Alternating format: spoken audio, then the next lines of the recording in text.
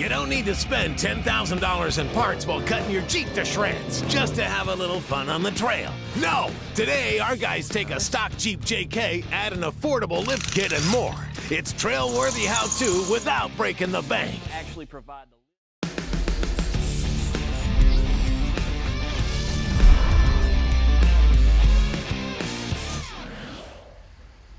We've got a new project in the shop today at Truck Tech, and let's see if you can spot any problems with it.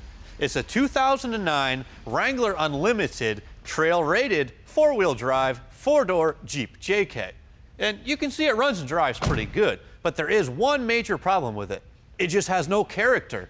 Yeah, basically stock looking and stock performing. And let's face it, for us, that's just downright boring. Now, don't get me wrong, there's nothing wrong with this Jeep, and it only has about 67,000 miles on this 3.8 V6. And considering it's an 09, that's pretty good. Woo-hoo-hoo! Here you go, boys.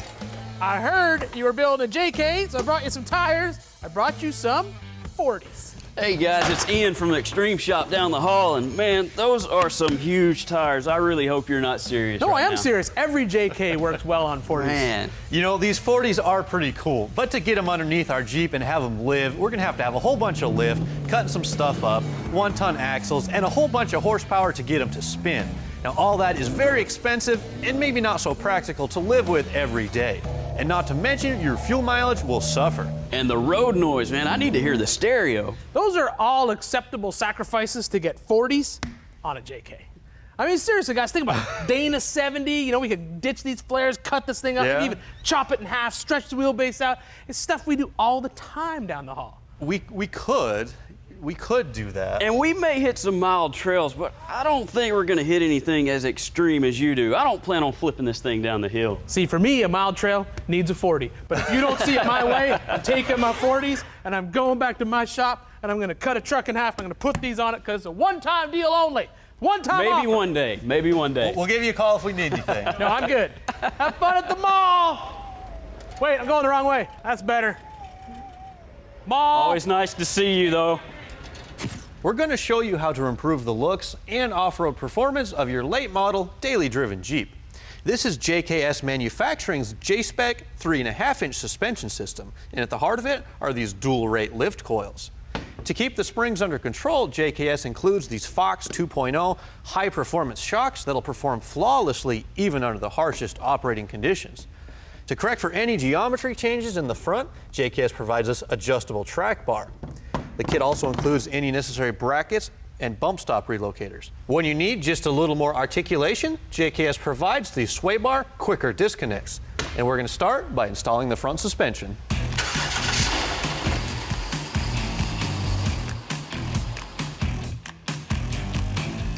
With the Jeep lifted in the air, we can see this lift will install pretty quickly. Once we take off the wheels, the track bar is the first part to go. Next, disconnect the brake line bracket from the frame, but do not disconnect the actual line. Then take off the sway bar end links and toss them. Temporarily disconnect the front drive shaft and tie it up out of the way during the installation. As another safety precaution, disconnect the steering drag link. If the axle drops too far when installing the springs, either of these could bend too far outside their normal range of travel and get damaged. With jack stands supporting the axle, disconnect and remove the shocks. Slowly lower the axle, making sure not to stretch wires or hoses, and remove the coil springs. And those are light. Take a front bump stop extension and set it into place on the spring pad. Use a center punch to mark for a hole, drill it out, and run in the supplied self-tapping bolt to cut threads. Now, the springs are what actually provide the lift in this kit. Now, these J-Spec dual-rate springs will provide the best performance in any situation. So whether you're loaded down with gear and you're blasting through the trail, or you're just running down the road headed to work, these J-Spec springs will provide a very comfortable ride and handle pretty much anything you can throw at them. Now, the first thing we need to do is go ahead and install the bump stop extension inside the coil spring. Now, if we were to go ahead and bolt it in, well, we'd never be able to slide the spring over the top of it.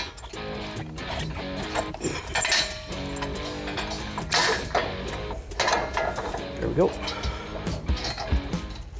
With the bolts tightened up for the bump stop extension, raise the axle a little bit, making sure the spring sits properly in its new home. Install the new Fox shocks with a factory lower hardware. Then, tighten everything up. These tapered mounting studs will install on the end of the sway bar. The instructions call for the holes to be mounted horizontally. Do the same thing at the axle. Adjust the length of the quicker disconnect to 9 inches center to center, and then slide the end link over the 2 mounting studs.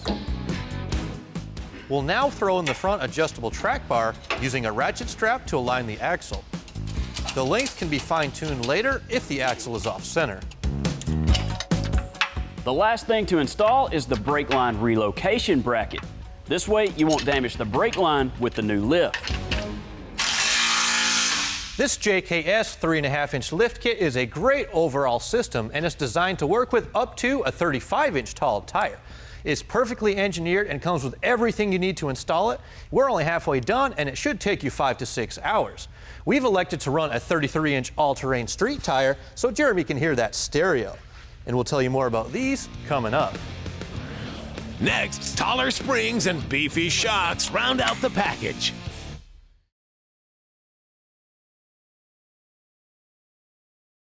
We're back on Truck Tech lifting up our 2009 JK. We've moved to the rear of the Jeep and we'll begin by removing the tires, followed by the rear track bar at the axle end only. Remove the wires for the wheel speed sensor from the frame to gain some slack. Just like up front, we need to use some jack stands to support the weight of the rear axle. Unbolt the shocks at top and bottom, discard them, but save the hardware. The sway bar end links have to be disconnected at the axle, and those will be relocated later. We're just about ready to lower the axle down and release the coil springs to swap them out with the new lift ones. But before we drop the axle down a few inches, we need to make sure everything's out of the way so we don't damage it. We've got the brake lines released at the frame so they don't stretch or tear. The ABS wheel speed sensor lines have been moved out of the way. And lastly, we already got the parking brake removed from the floor of the Jeep. There's one last thing I gotta pull off, and that's the vent tube for the axle. Now we can lower it down and get the springs out of the way.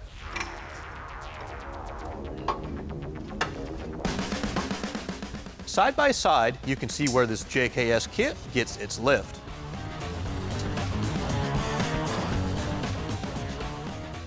The sway bar mount needs to move, so we'll mark with a center punch 1 1/4 inches higher.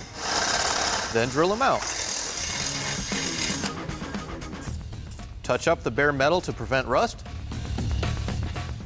and reattach the sway bar link. The 2-inch bump stop spacers get installed with new 5/16 hardware. Every time your axle moves up and down, the shock is there to prevent it from cycling back and forth uncontrolled. Now, the heavier your vehicle is and the harder you use it, stronger your shocks need to be. The JKS J-Spec kit comes with Fox 2.0 shocks on all 4 corners, similar to what you'd find on the F-150 Raptor. So we know they're going to work perfectly on our dual-purpose JK.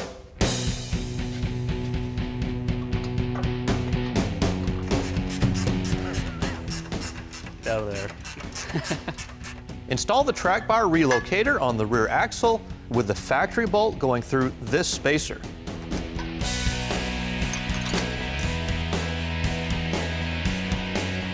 Swing up the spacer tab and bolt it to the relocator bracket with provided 3/8 inch hardware. Using the provided U-bolt, fasten the track bar bracket to the axle. Then fully tighten all the bolts. With the rear brake lines lowered, mount them to the new drop brackets. Attach the track bar using new hardware, and the lift kit is complete. Now, JKS engineers their lift kits as an easy bolt-on. So as you can see, there's no cutting required, and we only had to drill a few holes. So whether you choose their 2.5 or 3.5 inch system, you can easily install this kit in an afternoon with just a few simple hand tools. Next, plastic bumpers won't do. We've got heavy metal going on.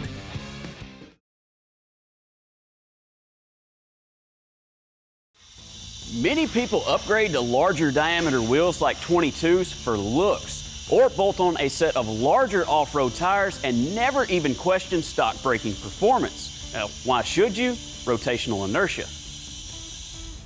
Let's take a look at our stock wheels and tires and see how much they weigh. At 62 pounds each, there's a ton of stored energy in these tires when they're spinning at, say, 70 miles an hour. Now let's compare them to the new stuff. These bad boys are definitely heavier, and they weigh in at 92 pounds. That's a 50% increase in rotational mass. And you can imagine with the 4 new tires weighing an additional 120 pounds, there's a lot more mass that needs to be stopped with the brakes. Not to mention the 4,000-pound Jeep sitting on top of these. Now you can really start to understand the importance of upgrading your brakes.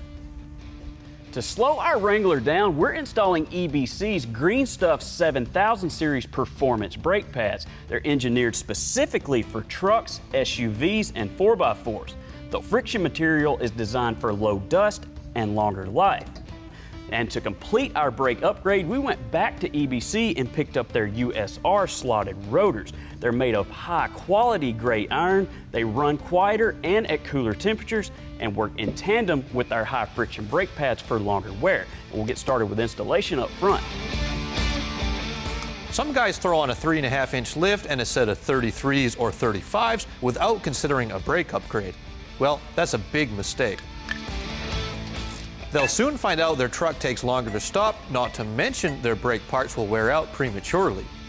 Another factor is the vehicle won't stop as well repeatedly. Like if you're going down a steep grade and you're constantly applying brake pressure. Sure, the first or second stop you might not notice a difference, but as the stock pads and rotors heat up, well, they're just not going to stop as well.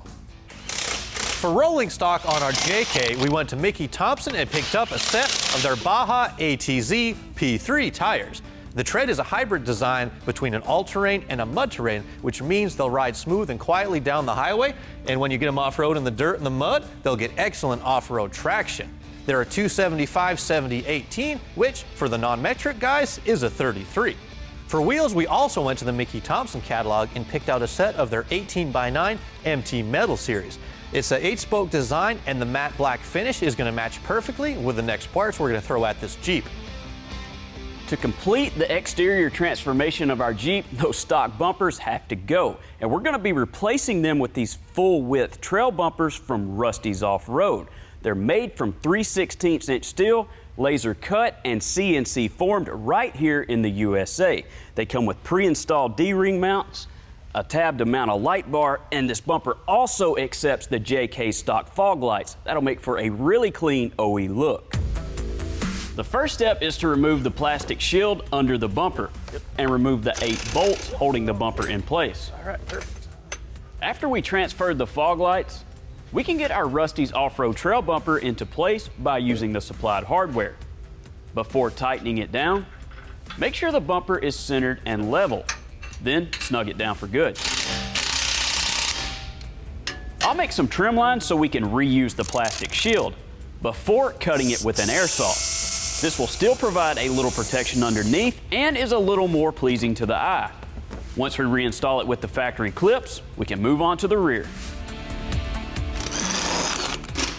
This thing's lightweight plastic, so you can see how little protection it offered. We'll mock up the new bumper first, checking the alignment.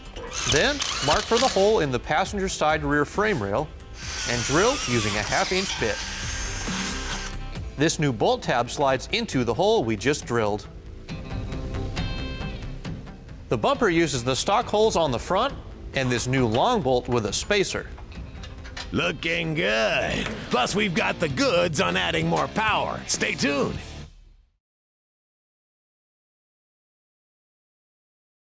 Welcome back to Truck Tech, where we've gotten a lot accomplished today. This 2009 Jeep Wrangler rolled in here earlier as a 100% stock 4-door JK. As boring as this Sahara edition was, plastic bumpers and all, it's still a Jeep. Now, she sits a little higher thanks to our JKS 3.5-inch lift kit, 33-inch Mickey Thompsons, and greater stopping power with an EBC brake package. But with the added weight of wheels and tires and bumpers, we need to make up for that with a little more power.